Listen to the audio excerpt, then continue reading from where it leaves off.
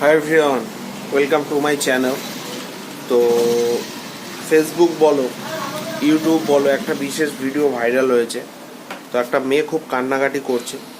মেয়েটার একটাই দোষ ছিল, মেয়েটা কাশ্মীরের কেসটা নিয়ে প্রচুর পরিমাণে শেয়ার করেছে ফেসবুকে। তো এটাই হয়েছে মেয়ের সমস্যা। তো ভিডিওটা প্রচুর পরিমাণে ভাইরাল হয়েছে। তো মেয়েটা কান্না করে এটাই বলছে যে কাশ্মীরের যে কেসটা হয়েছিল সে শেয়ার করেছে বলে কিছু ভালো কমেন্টস যেরকম তার অ্যাকাউন্টে পড়েছিল, সেরকম কিছু খারাপ কমেন্টস পড়েছে।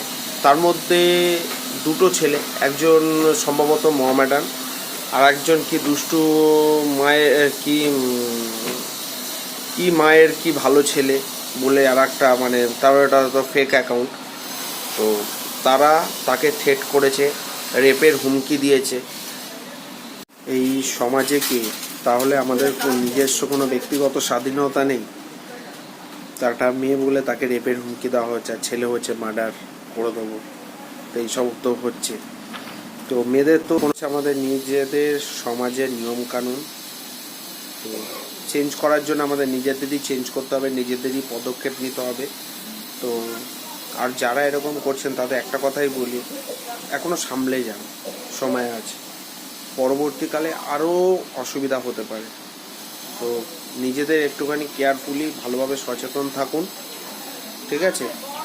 পরে চাপ এলে কিন্তু আর নিতে পারবেন না। চলো, গুড বাই।